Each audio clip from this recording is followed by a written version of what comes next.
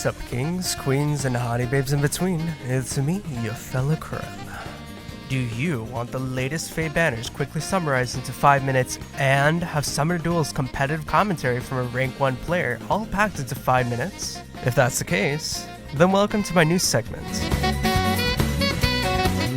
Welcome back to my video series, Take 5. Today we're going to be reviewing Mythic Freyr. So yeah, if you guys like this series, please consider sharing, and subscribing. And yeah, let's just get into it.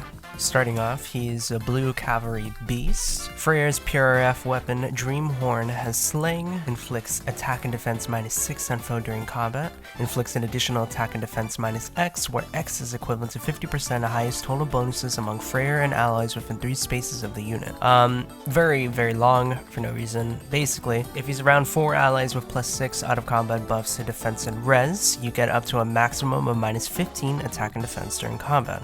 The stat swing goes up to the maximum of 30, but yeah, semi-lenient condition considering it's within 3 spaces of him around Freyr. Guaranteed follow-up attack, 30% pierceable DR during combat, and this also includes AoE, which is very surprising. Though Freyr inflicts a ton of attack debuffs, special DR to make him consistently tank stuff might be a good idea, as his 41 HP isn't really that great. Freyr would be best friends with Duasker, as he can not only give a -2 special cooldown for Aegis, but also +6 out of combat to all stats after using his duo button, strengthening the attack swing. Be extremely careful with cavalry effective weapons. I expect Brave Erica to be a great counter to him when she gets her refined in September, so if this is like a meta-breaking unit, just consider that.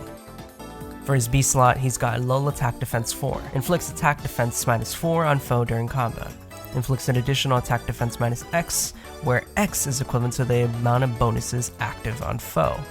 This includes things like NFU speed tactic, the no follow-up status in general, speed smoke, any of those things. Neutralizes foes out of combat bonuses.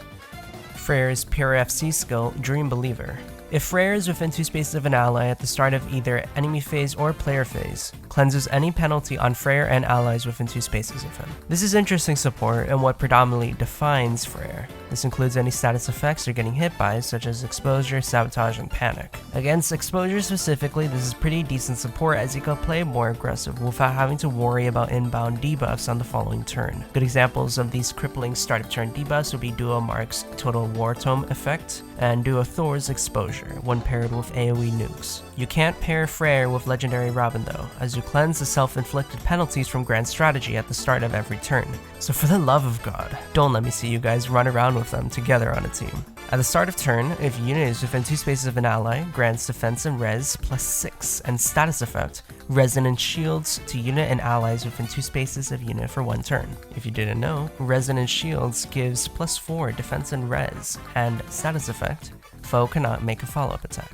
If unit is within 3 spaces of an ally, grants defense and res +4 to Freyr, and guard on foe per attack during combat. That's a lot of attack swings. I'll unfortunately have to give this unit a 2 out of 10 because of how hard it is to slot calves onto teams not involving Pathfinder. Honestly, you probably wouldn't even want to run him on a dagger line because of how defensive he is in nature. Not to mention he's a beast unit who will almost always struggle to transform. His support is interesting as we're starting to get into a meta of smacking foes with penalties to top penalties through sabotage and panic effects. Technically, you could also lower the amount of damage AoE attacks do to you and your allies as you cleanse out of combat stat debuffs, but that's quite niche. Freyr has exceptionally good survivability as well, but I truly believe that he doesn't have that much of a role in Summoner Duels. His main job is to make Anima Season and Aether Aids a living hell. All in all, skill inheritance for slow cav beasts are trash currently, and his support is useful, just not worth a spark, especially now when we're so close to CYL. He's also locked from DR cutting skills, which is my main reason for ranking him so low. Once cavs get access to some DR cutting, I would likely say he's a 7 out of 10.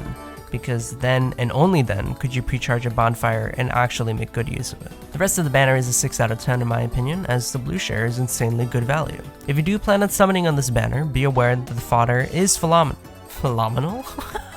If you do plan on summoning on this banner, be aware that the fodder is phenomenal for Summoner Duel's usage. You've got 2 sources of cancel control in both Medius and Saline, Pull Smoke from Legendary Lilina, Guard Bearing 4 from Rearmed Ingrid, and 04 from Arvel. That being said, I do have a suggestion for you intense Summoner Duels players. If you haven't already, consider giving Duothor attack res 04 and chill attack res from Sather. It maximizes her offensive prowess in tandem with the exposure debuff, so, you know, the AoE, boom, big damage. Other than that, yeah,